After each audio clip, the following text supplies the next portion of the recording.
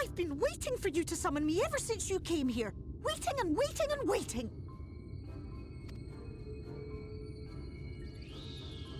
But my sapling didn't so much as utter my name. Such a heartless thing she is. Cold and cruel and heartless!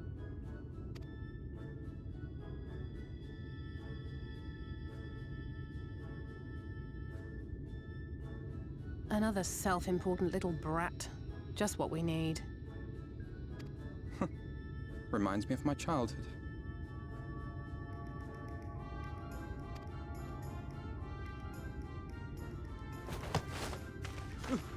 All right, I'm sorry. It was a joke.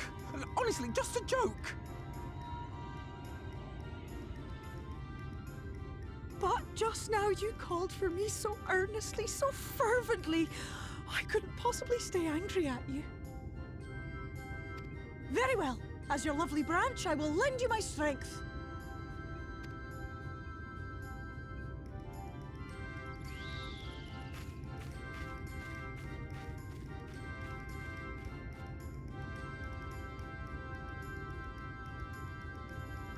Well, well, well. If it isn't Feo Ul, the mold feel. It's been too long. Not long enough for you to think of any new games, though, apparently. If I were you, I'd be bored of myself.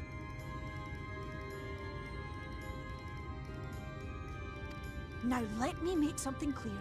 That mortal is mine. No matter what you do, she will never be yours. Never, never, ever! Oh, not even a bit. But what about the others? Surely we can keep them. No, you can't keep them either! They're for my amusement and mine alone! And if you lay so much as a finger on my sapling, I'll scatter the contents of her bag all over your precious village.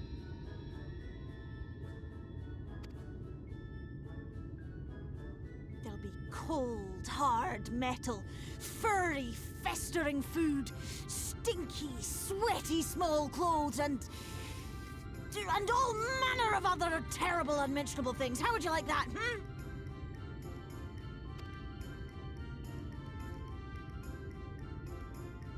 All right. But will you not at least let us play with the twins? Just while the others go and see Urianger? Aye, that's all we ask. And we promise we'll play nicely.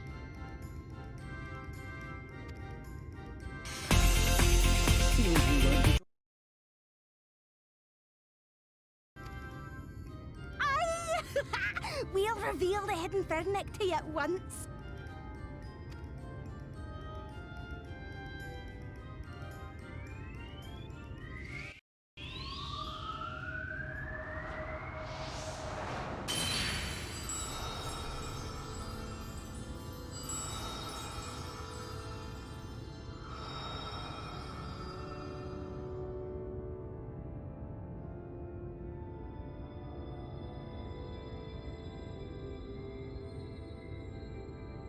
So this is the true Ilmeg.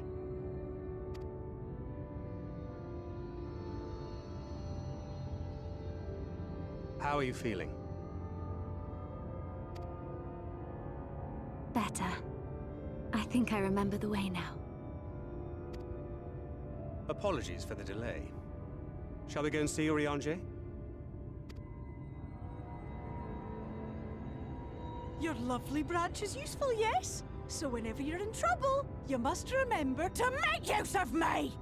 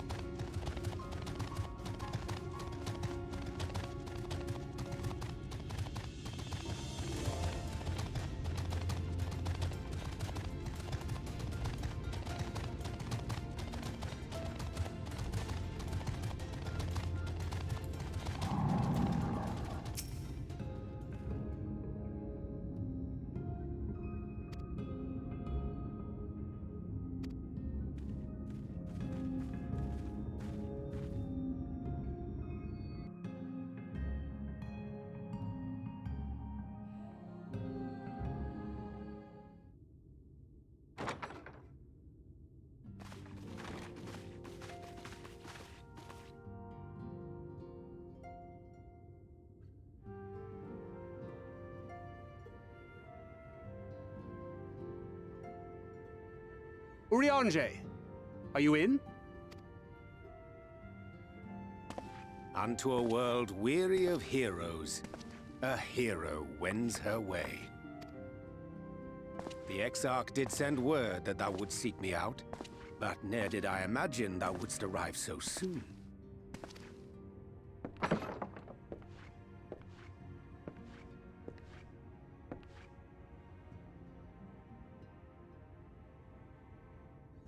Full glad am I to see thee once more, my friend, and none the worse for thy travails.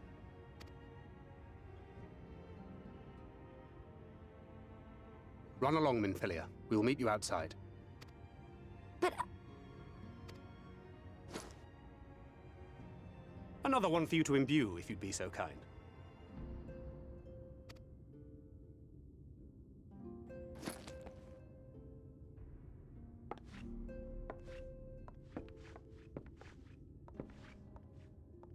I take it thou hast met with our other comrades already?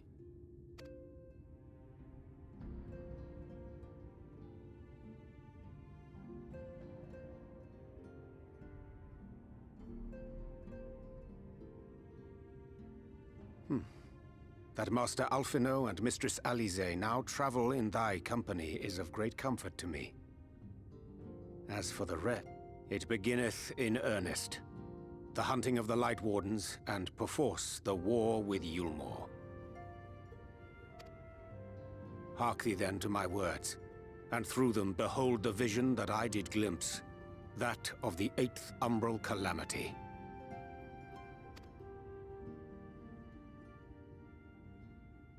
As I drifted hither to the first, traversing the boundary twixt reality and potentiality, I did bear witness to events yet to come.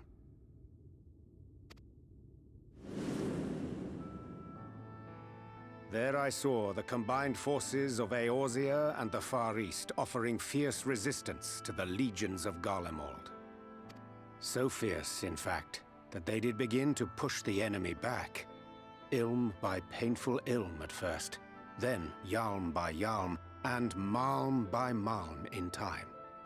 Yet the joy they felt was short-lived, for in so doing they did force the Empire's hand.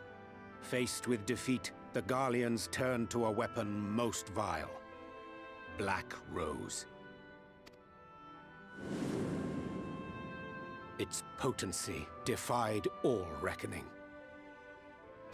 Once released, the gas took on a life of its own, wreaking untold carnage not only in Eorzea, but in the provinces of the Empire besides.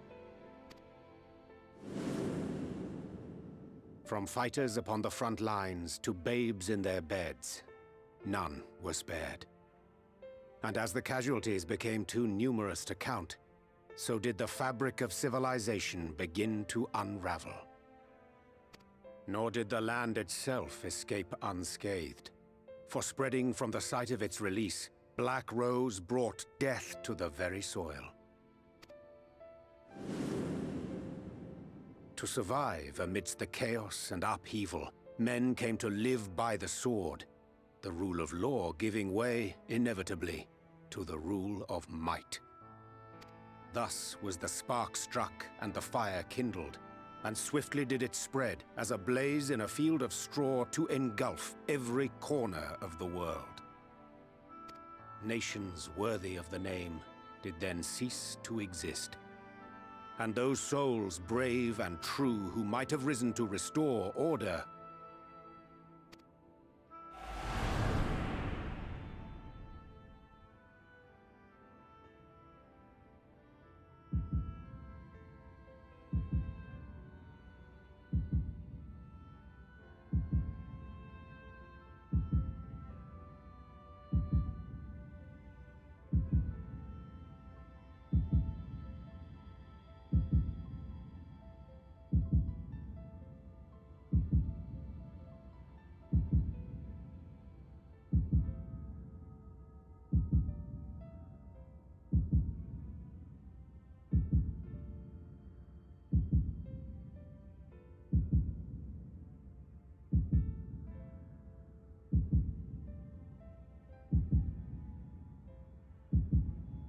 were no more.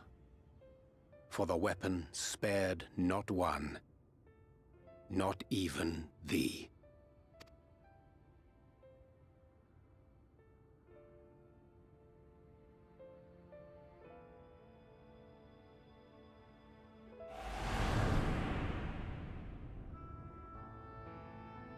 An endless age of war, begotten by the blight of Black Rose.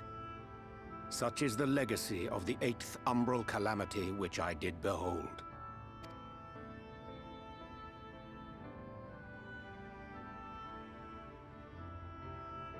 No matter the cost, we must forestall this tragedy. To that end, I have labored during my sojourn in this world, discovering in so doing the answer to a pressing mystery. That of Black Rose's inexplicable potency. Come.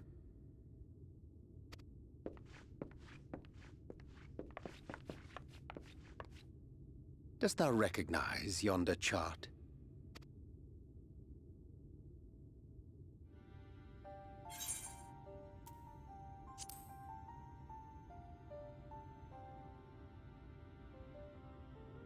Indeed. 'Tis a rendering of the elemental wheel, such as one might find in classrooms across the source. As the chart maketh plain, our world is composed of 6 elements, in addition to which there exist 2 poles in fundamental opposition. Astral, the active; umbral, the passive. As a reflection of the source, the first naturally compriseth the selfsame forces. Yet, curiously, there is a notable divergence in their nomenclature. To be specific, the denizens of this world employ not the terms astral and umbral.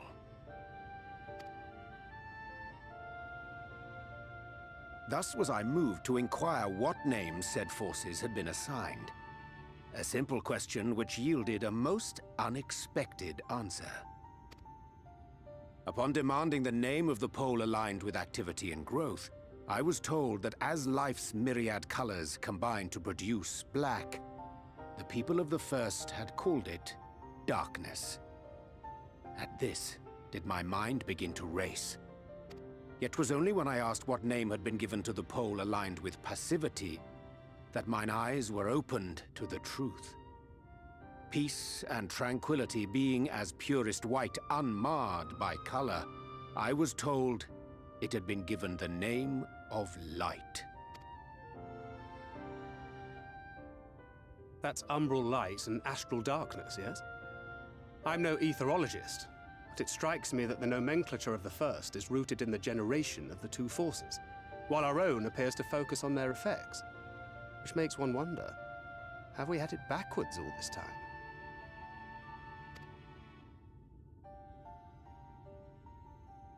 'Tis indeed a compelling question, and one which beareth closer examination. Yet what knowledge we already possess sufficeth to explain the chain of events.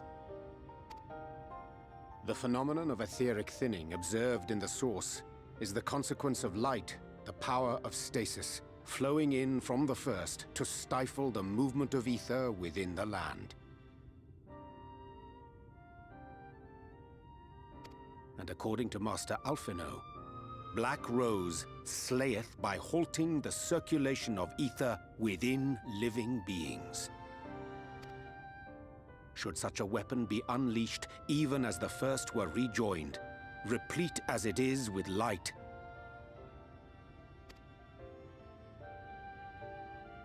we would have a disaster of untold proportions on our hands.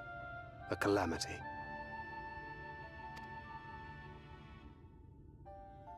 Well, at least we have a better grasp of what we're facing. Our objective, however, remains unchanged. We are to eliminate the Light Warden of Ilmeg. Speaking of which, were you able to ascertain its whereabouts? Aye. 'Tis all but certainly ensconced within Leergear, the castle which standeth in the midst of the lake. To enter said stronghold, we must needs turn to the pixies for aid. Fortunately, I have become quite adept at courting their cooperation.